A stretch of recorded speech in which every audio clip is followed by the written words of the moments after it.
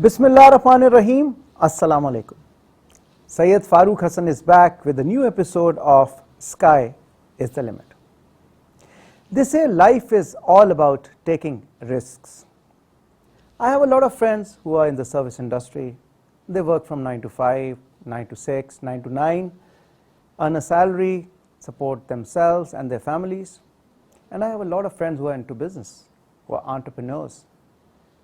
They say the higher the risk, higher the return. Today, I happen to be with one such entrepreneur. From humble beginnings, mashallah, he has made a mark for himself. He is the leading manufacturer of IVD equipment. He is also the Chief Executive Officer of VSOL Group of Companies. How and where did it all start? Let's hear it from the man himself. Let me introduce you to Zafar Mahmood. Assalamu alaikum, Zafar sir. Ji walaikum salam, FAROOQ sir. What a pleasure to be here with you. And I was just listening to your inspirational story, and I thought that would make a very, very apt case for this program, Sky is the Limit, where a lot of viewers get a lot of inspiration from our guests. Zafar bhai, you are basically the sole and the only manufacturer of IVD equipment in Pakistan. You are an exporter also. You are into healthcare business, you have a group of company.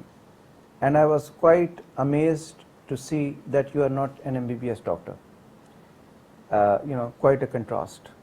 It's like an engineer doing medicine or acting like a doctor. So that really, got my attention. I would like you to brief us or tell us how did it all start and from where did it all start? Where were you born? How was your early childhood and how did you get into business? Thank you very much for bringing the attention to this segment. IVD is relatively, the segment which took more focus during the COVID, because when we talked about the PCR testing during the COVID, which took more attention, that IVD is a segment where we need to be focused. Everyone is familiar with Everyone is familiar with the testing. And now also the globally antimicrobial resistance, like we use antibiotics too much. That's why that we are getting resistance to the antimicrobial resistance, and that people say that futuristically this is a silent pandemic which is already among us. And the only solution to keep this AMR away from us, of course, the minimum use of antibiotic, but that is possible only if we follow the testing regularly. The early diagnosis and the right diagnosis is the key to the right medicine, and of course to save us from the bugs like antimicrobial resistance. Good. So this is the IVD, IVD in the industry where I am. Okay. So how I started, of course, I born in Texla. Okay. A small city near Islamabad. Yes. We all know Texla because of the museum and the history. So I born, fortunately I was poor. Fortunately you were poor. Okay, that's a very good way of putting it. Because when you are poor and you have nothing, you have limited options and limited ways forward, so you have to drive yourself by you. Yeah. And fortunately I was after my sister, I was the elder in my family. Okay. And also fortunately my father was a railway employee, and he said, okay, you have to pass matriculation so that you can get a job in some factory like POF, like HIT, very close to Islamabad. So you have to complete your basic education and then get into a job. And even after during the matric time, there was a hard time, of course. So he said, even you have to learn some work, some manual work, like skills, like maybe tailoring, like something else. So there was a challenge for me. So in the 9th class, I was thinking that now how I will survive. So I just get out of school and I appeared in the matriculation examination so that I can clear my matric as early as possible. On so your I own? Can get the job, yes. You didn't tell your family or your father? No, I did not tell my family. Oh, okay. So I took about 350 rupees from some friends, and I appeared in the matriculation examination when I was in the 9th class in school. Okay. And who prompted you to do that? Was it your own thinking? It was or my your own friends? thinking that I have to leave my education, so at least I passed matric. Okay. Okay. And I was in a school, Government Talimul Quran High School, and historically hardly 1 or 2 students passed matriculation. So that was another success rate challenge. was Success rate was less than. so you were scared that okay. So let's have the matriculation and get some job in factory like PUF, like HIT. Okay. So I appeared and Alhamdulillah, I passed with the first division. Okay. And after the result, I disclosed and nobody was believing me. I said, it's not possible. How could And be? you didn't take any tuition or anything? No, nothing. You studied on I your was own? actually tutoring some lower class students like 5th, 6th, 7th, 8th at my home to manage my own expenses. To make some extra Exactly. money. Okay. Okay. So after clearing the examination, when I shared, this was of course a big news for my friends, for my teachers, for my family. And afterwards, I returned the money which I took. The 350 rupees. To pay my fee, 350 rupees. So then I started learning the typing, basic typing. Okay. So that I can get a job. A job like somewhere. LDC or UDC or something else. But it was my inspiration to have more and more education. So I started teaching, like just having. I was tutoring in my home. In the same school or at home? No, at my home. Tuition. There was another guy who was from Afghanistan, and though he said, okay, let's start our own tuition center. Tuition center. In those days, tuition center was a big business. Very big business. So I remembered the name. We started with the name of Standard Education Academy.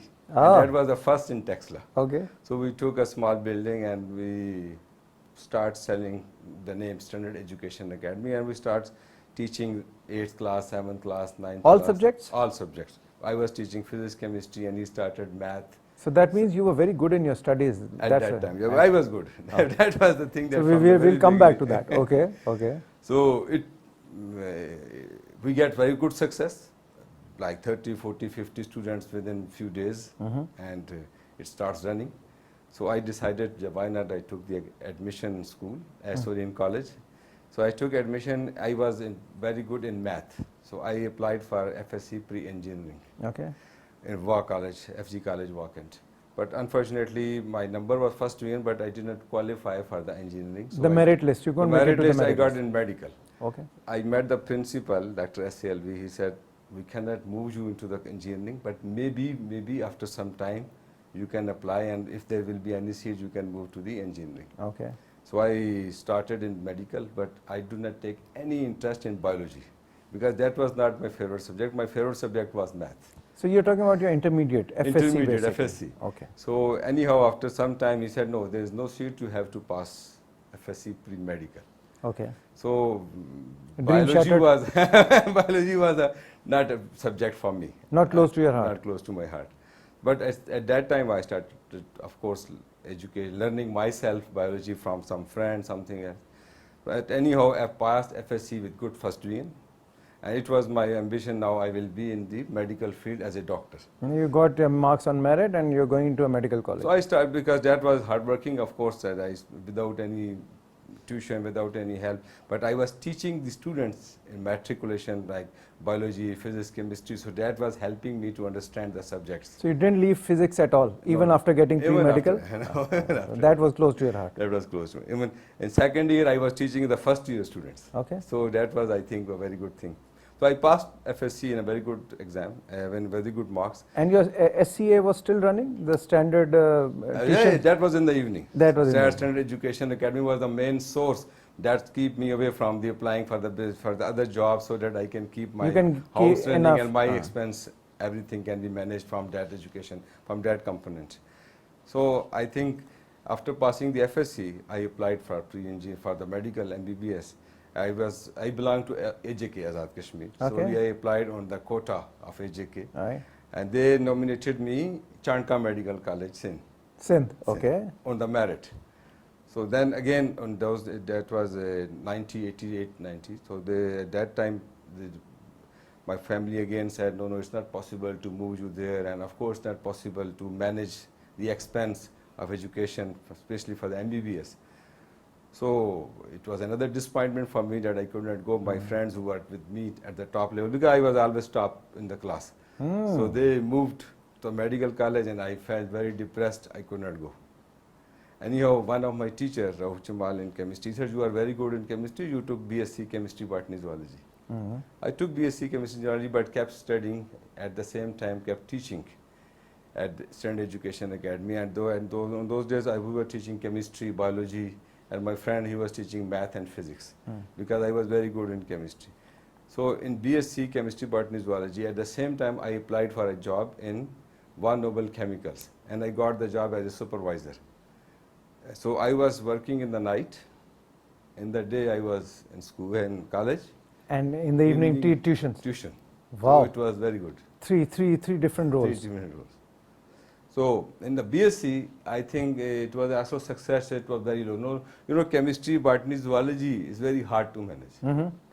There are 3 different subjects: chemistry is itself, biology, botany, and zoology. Very difficult subject, and success rate was also very difficult. You know, but I was the only student who passed BSc Chemistry, Botany, Zoology in the first time in the history of the college of FG College vacant. Oh, wow, okay. And during the Viva, my teacher, there was a teacher, I remember the name, from Government College, Lahore. And he said, my teacher said, you can ask him any question of MSc level for the chemistry. He said, okay. He asked me some question, then he said, okay, you will come to Government College, Lahore. I will teach you in chemistry, and you will PhD in chemistry.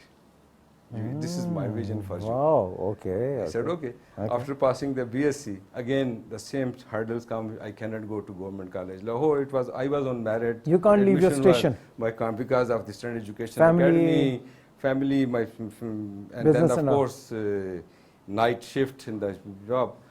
And then I left the education.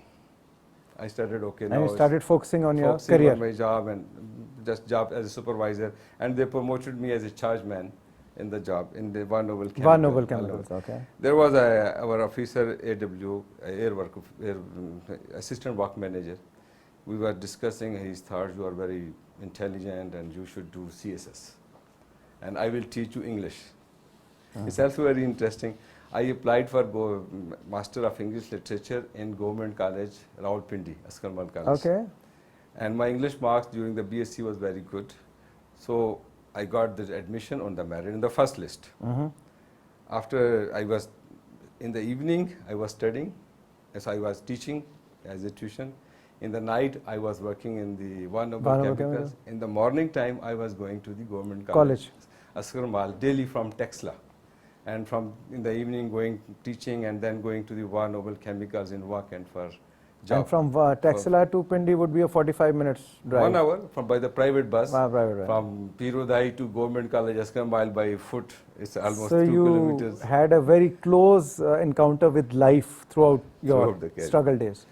So, but after a few days, there was an exam, the assignment, and there was a teacher, Zafar Zadi. He called me after the assignment. From where did you get the education? I told him it was a government school, and this was a TART school, and I passed hardly. And when did you study the 10th English? I said, in 6th class we studied the 10th. You cannot do M English. You can't do M. You can't. Why? Your education is so poor, your background is so bad, and your grammar you are in the Master of English Literature and you don't have sense of the tense grammars. So how can you do it? So it's my advice. Must be very demotivating. Don't waste your time. Go back and focus something else. On your job or something. Job. I was very depressed. Next day I talked to the same guy who was my officer at my job. I told him this is the story. He said, no. I will teach you. You will do master because I vision you as a CS officer in Pakistan. So that was the vision for me about my officer. The next day I went back to the college. I asked this teacher, Zafar Zadi, no sir, I want to try. I want to continue. He said, okay. He wrote a name of a book, Practical English Grammar by V.P. Sharma, Indian book. You have to search it out from some old bookshops so that you should know the English grammar practice. In those days, Friday there was a bookstores and bookshops in the southern. On the roadside. On the roadside, and you could get cheap books. So I spent whole day to search out this book, and in the evening I found that book. The next day I was with him, said, this is the book. So you did good job to find out the book. Now you start studying it. So he was teaching me daily 30 minutes, giving me an assignment and was teaching me. But he said, you will not be able to pass first part, like there was, in English literature you have annual exam in part 1 and then part 2. So part 1 you will not be able to pass, but don't disappoint. Don't get disappointed, you will make it. You will make it out. Anyhow, in the exam, not only I passed, I was only among the few students who passed the exam with very good marks. Right. That was, of course, historical. And I was studying, I was member of all the libraries, like British Library, American Library, all good libraries. So you had a passion for studying? Study. Municipal Library in Liaquat Bagh. The Cantonment Board Library. Board. So I was studying a lot. Like every week I was studying like 8 to 10 books. Wow. Okay. So like this. So in second part, when I was there, I was one of the key member of the English Literary Society in college. Okay. Okay. After all these things. But anyhow, I passed the Master English Literature. You passed your exam. And then I was studying for CSS, but at the same time I was passing through the economical challenges. And I took a job. There was a newspaper that the sales promotion officer by Welcome Pakistan. So I went there, they selected me, and the next day sent me to Karachi for training. So after doing all these things, I was into a medical sales promotion officer. Medical sales promotion officer, okay. Yeah. Okay. So how I moved from with a different background of math, chemistry, biology, then English literature. Yeah, I and getting different experiences, doing masters in English language, okay. Ultimately I come to sales. Okay. So I spent, during the training there, of course it was a very difficult time. Yeah, but before we go into the training, so tell me, this habit of studying was instilled into you by your father, mother, friends? How did you pick this habit? Because this is a habit. It's not every student doesn't want to read or study all the time. Where did you get this passion from? I think I could not get time earlier in your career. From very first day, yeah. I was very much fond of studying. So I think right from my school? Father, my grandfather, who was a very religious person, and he was teaching me Quran. In the 5 years of age, I completed my Quran Nazara. In 7 years, I started translating the Quran in Urdu language, and I did it within next 1 year and a half year. And then I started studying the tafsir. Ibn Kathir was the first tafsir, which I completed at the age of 11 or 12. In the mosque, there was a class of many old guys, 60, 70 years, and we were teaching. The teacher was, the Maulvi Sahib was teaching us translation, so that we should learn Quran by heart, to know the English, so the translation in Urdu language. So I think so. I was spending very much time into that in Quran. That gives me very good passion to learn more, to educate myself, and to study more. And my grandfather, he was the person behind, I think, to keep pushing me to education and keep studying me. So your grandfather had the more of the influence. More impact on rather me. Than your parents. Yes, I think so. More influence in my early age. And during your school days, were you like an outgoing extrovert kid, or were you an introvert who would just stay to himself? Like in your class, grade 1, grade 2, early school days, were you like were you busy in extracurricular activities, games, sports, or you were just confined to just go study and come back? Mostly introvert, but I was playing cricket, and I was very good in cricket at that time. And you didn't have a lot of friends? No, not. Didn't have a lot. You were just focused on what you wanted. Even during the college time, there were some activities like, you can go for Murray, or you can do the college trips, and you can go Swat. So every time some hurdles come and I could not go. So I was feeling very disappointed and very bad. Even I would not be able to see any city or any country. Of course, it was a dream, but of course I was feeling very bad that I could not go. I think during my master in English literature, it was first time that I went to Murray. Okay. So did you have this at the back of your mind right from start, that maybe education is the one and only thing which can actually change your lifestyle? Did you know that? No, I don't know. You didn't know that? No, I can't say that. You can't say that. So it was just your passion for studying, and you weren't studying to actually change your lifestyle? Not at all. You were just studying to develop yourself? Not at all. So it was just, you can say, I never moved with plan. Okay. So whatever I faced a situation, It I was tried just to excel. whatever life gave you, you accepted it and excelled at Excel it. it. So during school days, like most of the students plan that, okay, I want to become a pilot when I grow up. I want to become a doctor when I grow. You didn't have any ambitions or I plans? had a dream at that time to be pilot. Okay. But of course there was no opportunity for me to move into that segment. And then I had, during the FSC when we were discussing, so I made my mind, okay, now I will be doctor. Okay. During FSC. Then when I could not go there during BSc, I studied, okay, I will do my PhD in chemistry, because one of the, during the YY, he asked me, you will be very good in chemistry, so you did PhD in chemistry. When I could not do that, when I said, okay, I will take admission in Qaid-e-Azam and I will be genetics. That was my passion, because during the BSc I was very good in biology, especially botany and zoology. So I was in genetics, especially it was my passion to learn more and more. How mutation and genetics, the things change, and during the course of life, how during the mutation new things come. So that was my part of learning during my education. So I was thinking, why not I should be a genetics in Pakistan, PhD in genetics. Okay. So you had these different plans, but none of them worked out. none of them worked out. And during your struggle days or early days of education, and you formed this academy, you tried different things, at any given point in time, did you ever get the feeling that, okay, I need to give up, this is not working out, this is too hard for me, let me take the easy way, get a job, you know, just lead a good life? Did it ever occur to you? It was during, especially when I was studying BSc, and I had bad feeling that I am studying all the time and For teaching nothing. and very difficult, because I could not go to the college, I could not go to trips, I could not make as per my plan. So why I am studying? Why I'm wasting time? Why I'm wasting time? So one of my teacher, he was very good in chemistry, Professor FAROOQ Jamal. He always motivated me. You hard work and definitely you will excel ultimately. And then another guy during my job, he was also motivating me that you are very intelligent, so you will pass the CSS and you will be the assistant commissioner or police officer. And so that was at that time my passion. Okay, I will be in the administrative post and I will be get a very position good, of authority. Get a position and of authority, yes. So, but what you were telling me, you didn't attempt the CSS exam. No, I didn't attempt it. Why? I was very good. I was studying. He was teaching me. But when I got the job, this sales job, this is a full-time job.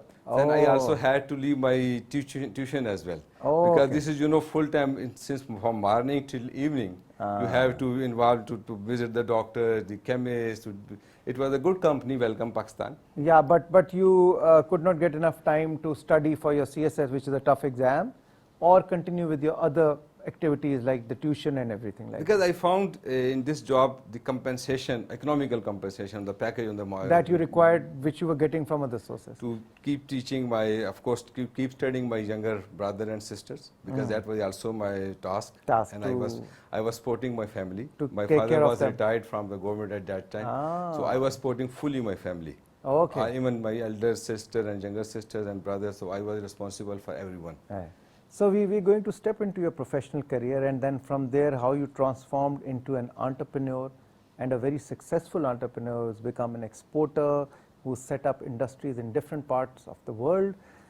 A very, very self-made man, a very, very resilient personality, such an inspiring story. We're going to talk more about Mr. Zafar Mahmood. Stay tuned. We'll be right back after.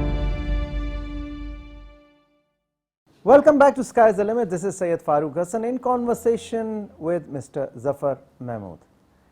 So Zafar Sahab, you basically moved to Karachi as a medical sales rep with one of the leading pharmaceutical companies. And according to you, it was a tough job and you didn't have enough time to continue with your tuition or your studies as per CSS that you wanted to do. Passion for CSS. Your passion for CSS. But it was an interesting job. You liked it. Karachi must have been a new place for you because you didn't travel that much, as you said, in your early school days. How did you cope up with that struggle? Karachi, I moved for the training. Okay. And after passing the training, I came back to Islamabad. Okay. So my basic station, the home station, the station was same Islamabad. Okay. And after a few months, I got very good in sales. Even after passing the training, I got good score in the training. What was the secret of success in sales? Probably follow-up. Follow. I am hard work. Because other people were, of course, the guys were working, but they gave me from very first day a very separate doing, it was focused on the specialist antibiotics, and there were the third generation cephalosporin that was recently launched. So they gave me, based on my training, I think results, they selected me and they put me into a doing which was very challenging. And they gave me the territory like CMH hospitals and Gilgit. Okay. Oh, okay. So that's another hard area, but I was going there from the very first day. So after passing the, of course, training, I also excel in the training, and I got very good knowledge on the cephalosporin with my chemistry background and biology background, so it was good. So I think within the next 1.5 years, I was on the top among all the sales guys. Okay, you're the number one sales guy. Okay. So I know I was a sales guy. Okay. But I was, from the interior side, from my inner side, I was very depressed that I was passionating and motivating myself for, as a CSS officer, previously doctors at that time. Okay. So, but I was not managing time, but I have to pass my all the expenditures and everything. So I decided to take admission in MBA in the evening classes. Okay. So I took in a private college on the 6th Road for on the regular basis, but on the MBA, Master in Business Administration.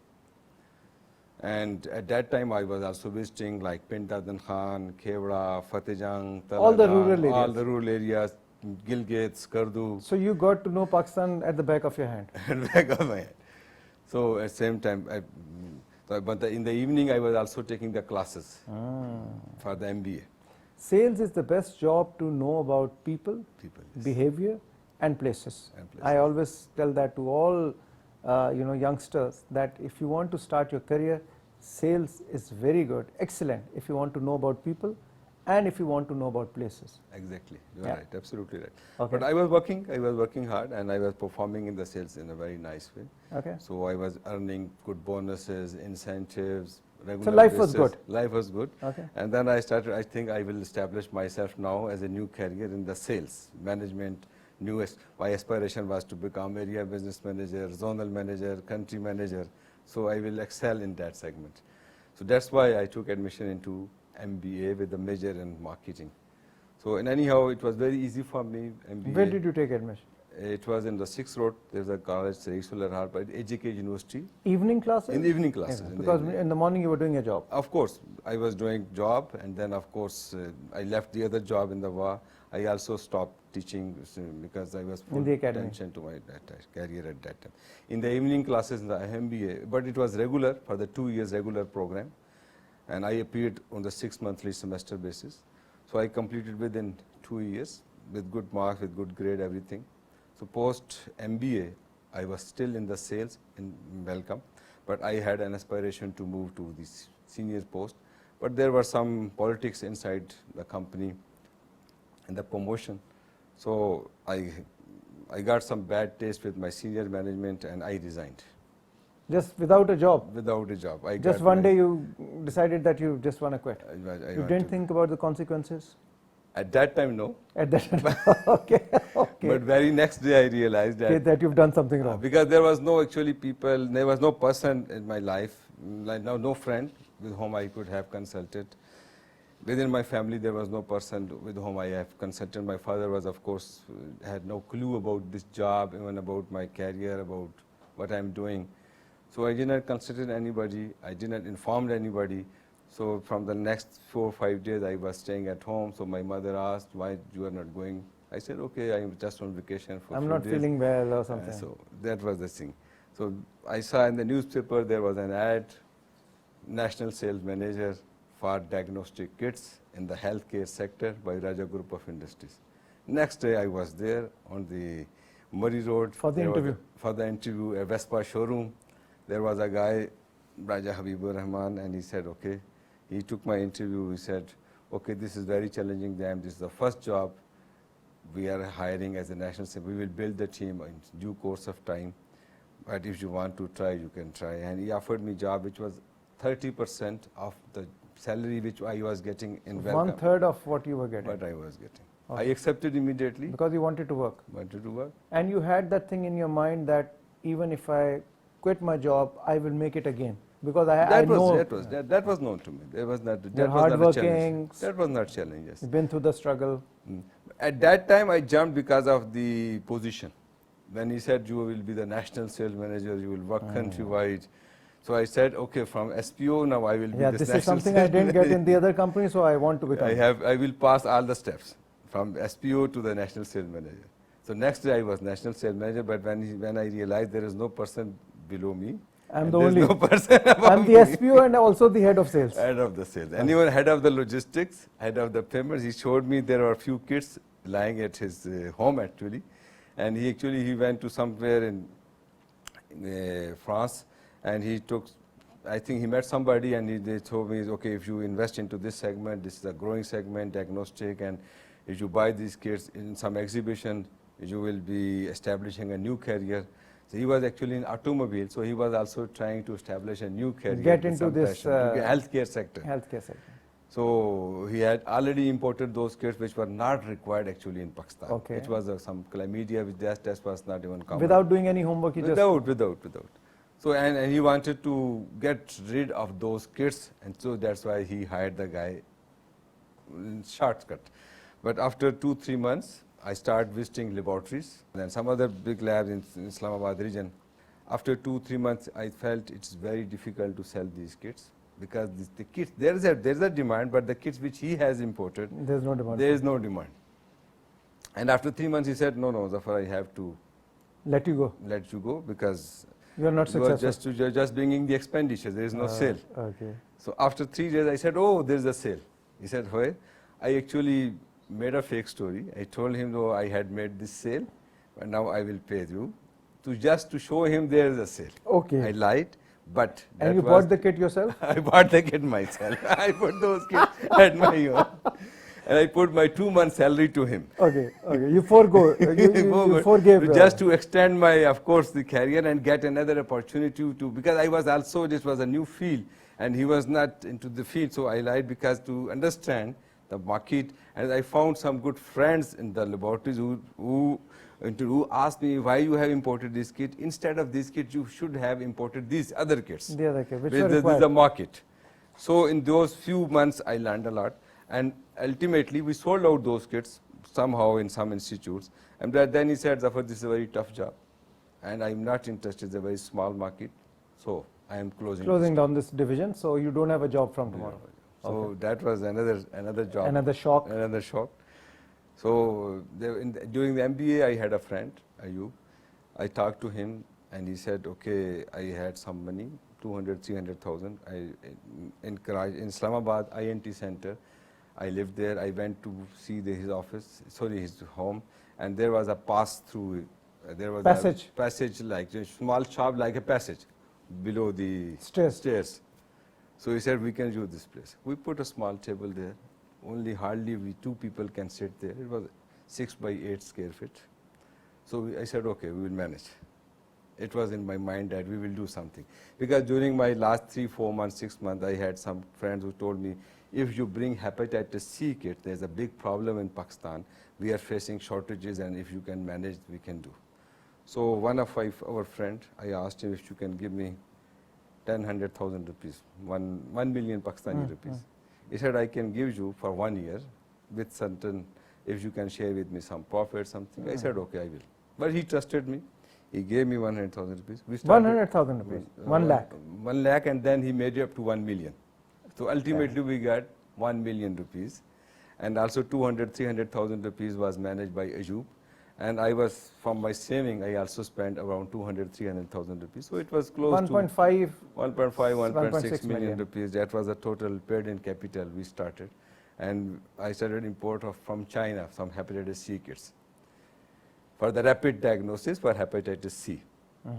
It was very interesting that I started, of course, on the motorbike, and there was no motorbikes. I going in the wagon and moving to lab, and also taking the kits with me and selling, and then coming back and collecting money. Hard work all the way, struggle all the way.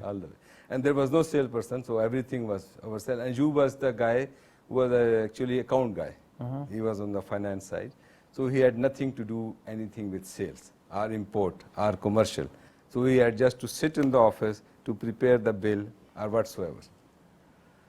But in very few days, there was in Islamabad, there was a campaign run by Pakistan Red Crescent Society. There was, actually I visited Red Crescent Society to sell my kits to the blood bank in Red Crescent Society in Islamabad at Chet.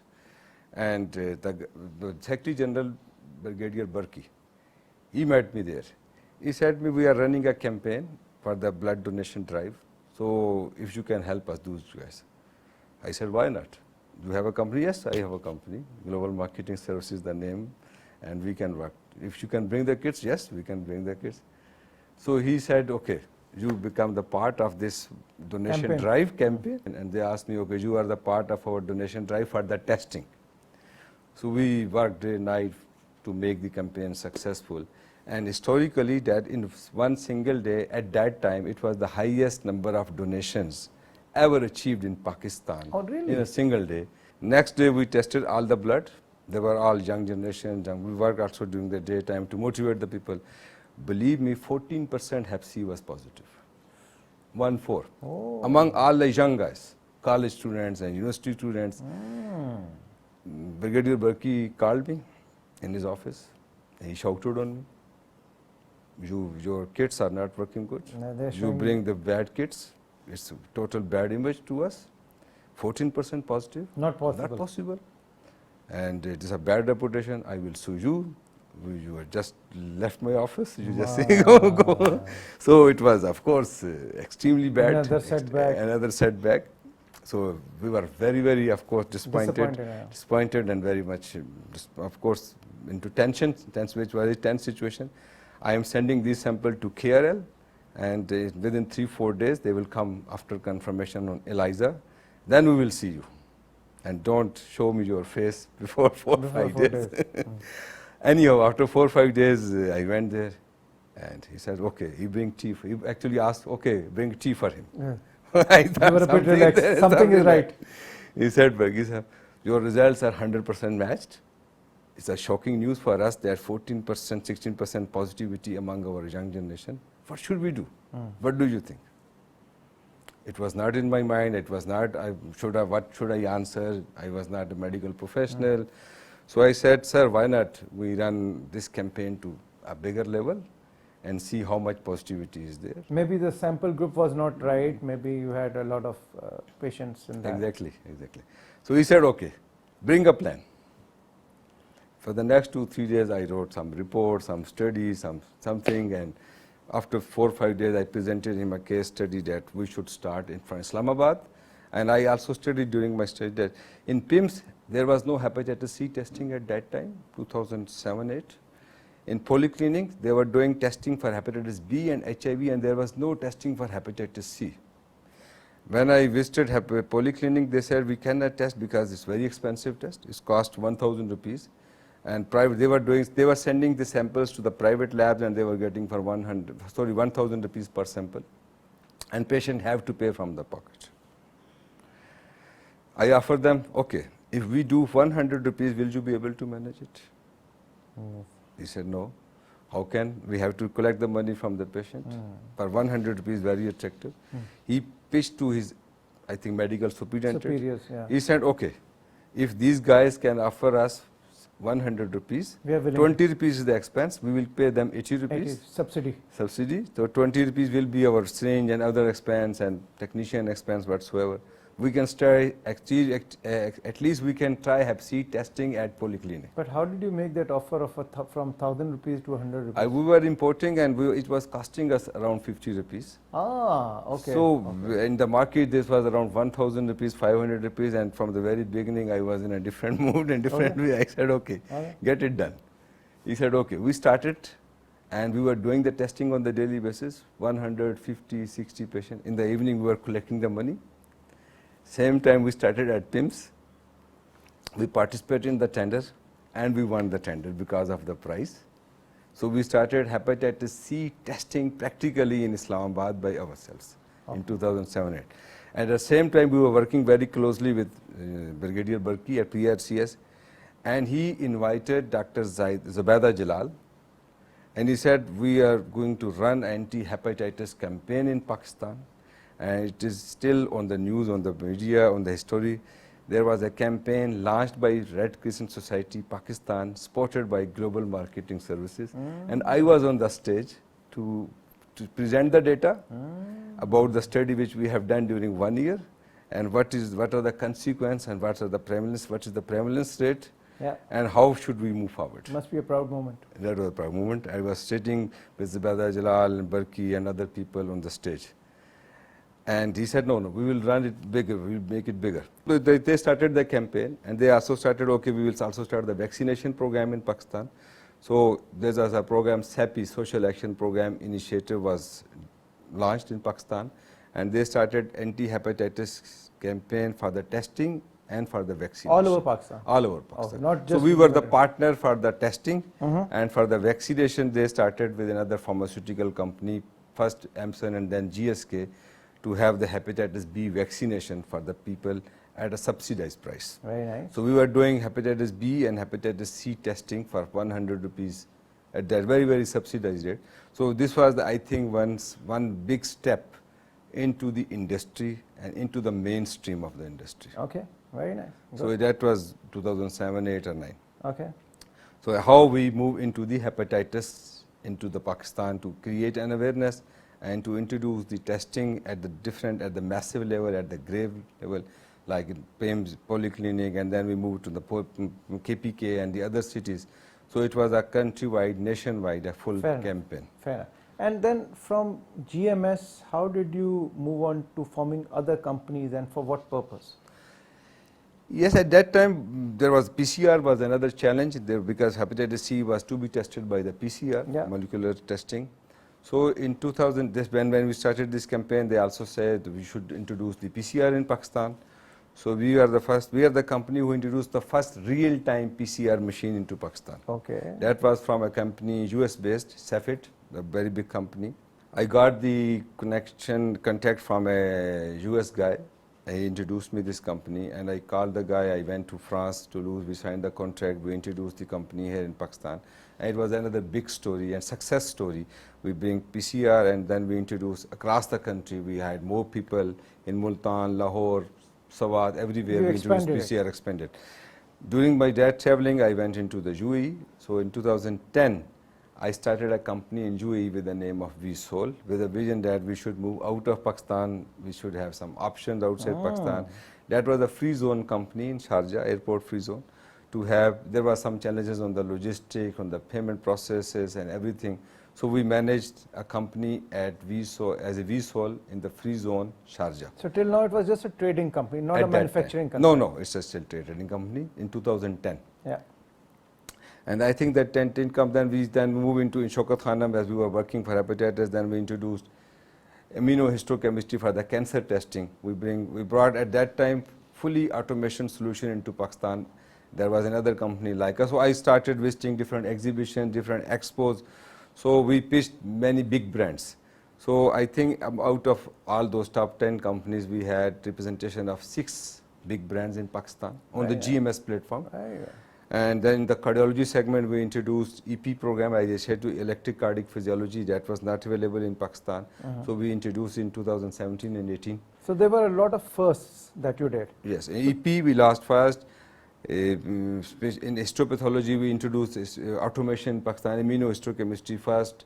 And molecular pathology, we introduced real-time PCR first. When did you decide to set up a manufacturing unit, the first of its kind in Pakistan, for this IVD equipment?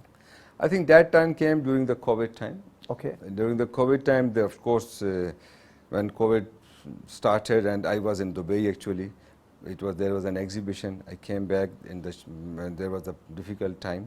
We had some friends in AMIR, in pathology. They called me that, Zafar, can you bring this kit for Pakistan? We need it, PCR-based test. So it was very expensive. So we imported few kits, and we gave them to the army for the testing of PCR for the COVID. After a few days, they realized globally, of course, there was logistically everything, it was shut down, and the pandemic was spreading, and it was a fearful situation. So the same army guy, General Ijaz, he called me, Zafar, we need some solution. We have not been able to find how we move forward. And even there's a product like how to take the sample, that's called VTM, viral transport medium. So in Pakistan, due to the, of course, logistic issues, and there was a big demand globally, Pakistan was of course not on the priority for the exporters, for the manufacturers. So this VTM was around 1,000 rupees and it went up to 2,000 rupees and was not available at that time. Okay. Similarly, PCR kits, we were importing like 10 kits and we were distributing one kit here, one kit Karachi, one kit there. I So it was a situation. Even for the masks. Yeah, it was a crazy situation. Because of the pandemic, it was a difficult time. Very difficult situation. For the whole world. For the whole world. So that's when you decided to take the plunge and open a... And they asked me, okay, we will give you formula if you can just fill for us the tubes for the VTM, and so we can get it done. So we started in our warehouse, a small room. In Texla? In Texla. It was a warehouse in Bahatar, the Punjab Small Industrial Bahatar Zone. Meal. No, what do you call it? Bahatar is a small city near Texla. It's a Punjab Small Industrial Zone where we had actually warehouse. In the same warehouse, we started in one room filling of this VTM to help the army people for sample transport media. Okay. During the COVID time in 2020, 29 or 20, it was a very at the beginning of the COVID. Yeah. And when we started, then we of course they helped us a lot, supported us. We built during the COVID time. We cleared one facility inside the warehouse, 3-4 rooms. We started then making the rooms specialized as per the requirements. It was difficult, nobody was willing to work during the COVID, but with all masks and we were going there and working there. Anyhow, we got support from the institutes like DRAP, they supported us, Army, Desto, they all supported us. And then it became a success story. Success story. We started, and then VTM price, you saw, we bring from 1,000 rupees to 100 rupees. Wow. And we were selling VTM to Army, we were selling to Desto, the National Disaster NDMA, National Disaster Management Authority. We were the biggest supplier for VTM, for PCR kits, and then at the later stage, we introduced first time in Pakistan the COVID vaccine. We were the first who began. We were the first ones. We were the first in the private sector during those tough days. Very nice. We started vaccination in Islamabad. I remember the night when the vaccines came, and there were the people from media, everyone wanted to get tested and all. So I think it came from your leading from the front example. I'm sure all your employees would look at you for the inspiration and motivation. Did not having a medical degree or not being a doctor ever become a hindrance in your healthcare business? You not being a professional practicing doctor, did it ever hinder your business? I think no, because I was very fond of studying. I always, I think, managed through the study. So you keep yourself abreast of all the developments. Exactly, I am good listener as well as I am good. I think I have attended many trainings internationally, many programs with the different international companies. Because as I said, out of 500 Fortune companies, we represent 4. So I regularly am attending those conferences and the meetings. And then of course we started with VTM. We built a big facility, and we are the only company who have now ISO 13485. We have GMP. We have international certification CE. We have more than 50 products today in our portfolio. Wow. We are introducing PCR. We are introducing the first vacuum tube. We have already started export. And it's still growing. It's still good. It's just started. I think it's a beginning. It's a beginning. I think you are an inspiration for a lot of people, and you know, it all goes to show two things. One, you know, getting yourself proper education or studying always helps. It's never too late to start. And secondly, there's no replacement for hard work. And third is always keep the faith.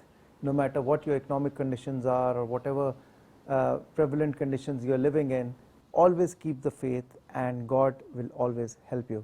Any message for our viewers, Mr. Zafar? There's paucity of time. I would love to talk on more with you, but you know, we have shortage of time. Any message that you'd like to give to our viewers? I think this is a story of starting the life with discipline.